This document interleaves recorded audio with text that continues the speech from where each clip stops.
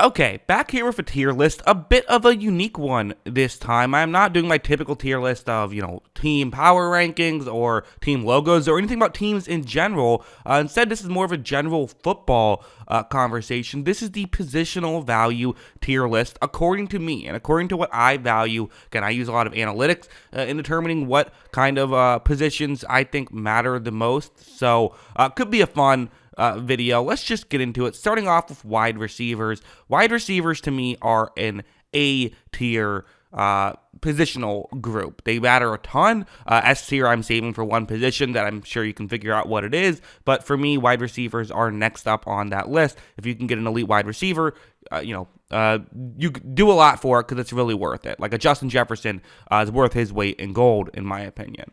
Fullback is going to be a D tier for me. Listen, there's some value in fullbacks, but the reality is the valuable ones usually get their most value from doing stuff that isn't just being a traditional fullback, like a Kyle Juszczyk, who his real value is when he's not playing fullback. So when you're actually playing fullback, just not a ton of value there.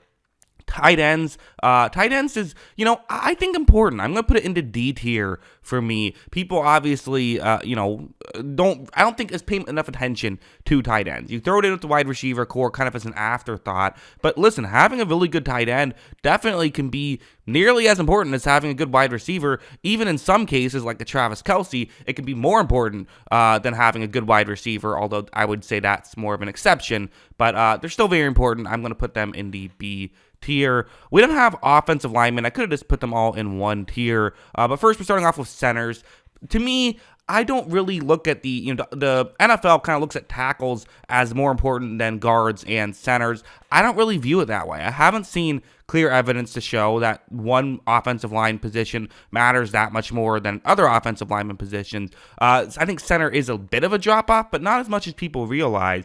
So I kind of think they're all the same tier, and I'm going to put them all in the C tier. Now, again, some people view it that you have to build through the lines, right? That's a common expression that people have. You build through the lines, but that's just not today's NFL. The reality is it just isn't as much of a difference between the elite tackles and the good tackles. You want to make sure you don't have the awful offensive linemen, but as long as you stay okay, you can still win. Now, again, there's long-term ramifications. Could it hurt your quarterback? All of that stuff is a question, but the reality is the main thing that prevents sacks is offensive linemen, but barely. Receiving core and quarterbacks come in just as, make basically just as much of an impact on that stuff, but they can also add other value in other ways, which is why it's going to be in C tier for me. And again, I've done some videos really talking about why the offensive and defensive linemen aren't quite as important as people realize, but those are on this channel.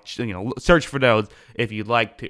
The cornerback position, I'm putting this up with wide receivers in the A tier. Listen, it's a passing league, and getting players who can stop the pass in today's NFL is, it's how you win football games. The teams that consistently get to the Super Bowl are teams that, in this order, pass the ball well and then defend the pass well. So making sure you can do that, definitely important.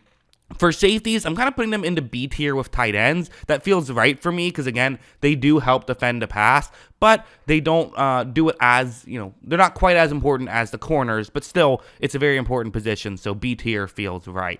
The linebacker tier is a bit of linebacker category is a bit of a tough one to put into a specific tier. Listen, it's another one of those things where you can find pretty good linebackers for just a couple $1 million, and you can, have success with those players. I am going to put linebackers in the C tier. Again, there's value in linebackers. There absolutely is. But the reality is, when it comes to coverage, safeties and corners make the majority of the work happen there. When it comes to stopping the run, the linebackers help, but so do the defensive linemen. So there's value with linebackers, especially getting an elite one, but I think C tier feels right for me. The interior defensive linemen, this might be a surprise, but I'm actually going to put them into B tier, not into C tier, where I did the offensive linemen, because interior defensive linemen just matter so much when it comes to stopping the run, and still matter when it comes to stopping the pass. Having a pass rushing interior defensive lineman oftentimes helps you nearly as much as an edge rusher does. And when you add on how much they do in the running game, I think that getting a really good interior defensive lineman has a ton of value. Now, I would still say that the NFL seems to value specific interior defensive linemen really highly. The solid interior defensive linemen still get double-digit millions of dollars, which I think is a mistake. But if you can get forget Aaron Donald, because obviously he's a unicorn. But even if you can get a Jeffrey Simmons or a Chris Jones, those elite guys at that position, they can really change a lot of what's happening. So that's where I have them. The edge rusher, you could talk me into B, but I'm sticking with C with edge rushers. Again, this is a hot take. If you've been following this channel, you know that we've gone back and forth on this for years now at this point. My thought that edge rushers don't get as much credit, or don't get too much credit, for things that happen. I think that, you look at the history of the NFL, and the teams that consistently win football games are not the teams with great edge rushers. Edge rushers isn't actually a great way to predict who's going to win a football game the way that wide receivers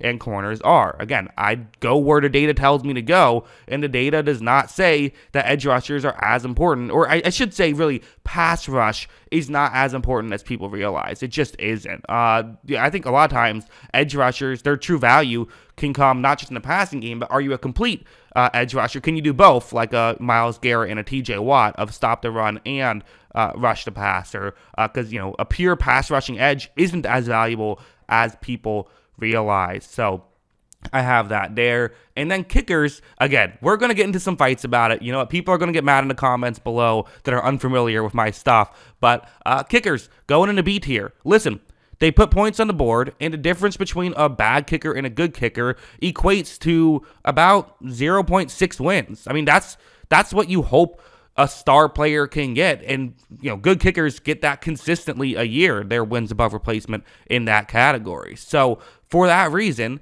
I think that getting a really good kicker is very important, especially because, they're getting that kind of war, you're not paying them hardly anything. I mean, a high-paid kicker gets $5 million a year, but a high-paid edge rusher who might not even get that much value could get $30 million a year, or at least close to it. So that's why I'm going to put the kickers in the B tier. It's not just the positional value, although the positional value is strong, but also the cap space you save getting positional value in that area.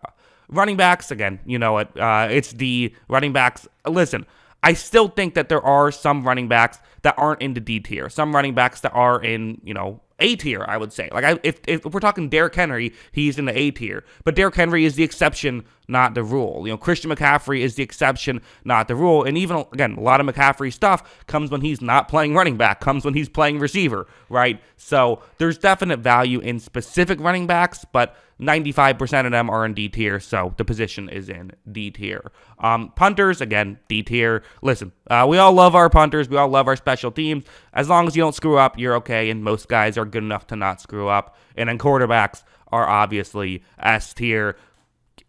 Listen, the fact that the Chiefs have Patrick Mahomes, they're going to consistently be competing for Super Bowls for as long as he is Mahomes. That's just the reality of their situation. The other, Joe Burrow, the Bengals are now a consistent Super Bowl contender because of him. Yes, they have other talent on their roster, but if they didn't have Joe Burrow, where would they be sitting at? Are they like a fringe playoff team? Having the elite quarterback, it just changes things. We all know it. So that's my positional tier rankings. S tier, quarterbacks. A tier, wide receivers and corners. Then you have the B tier, which are, the players that maybe you don't go out and make sure you pay to make sure you get them no matter what, but still important. Tight ends, safeties, interior defensive linemen, and kickers. Then you have the players that, the position that you can't neglect, but aren't as important, don't move the needle as much as some other positions do, like centers, offensive guards, offensive tackles, linebackers, and edge rushers. And then finally, the positions that if you neglect, you're fine, fullback, halfback, and punter. So yeah, that's my thoughts. What are yours? Let me know in the comments below. Always love hearing from you. And of course, as always, thanks for watching.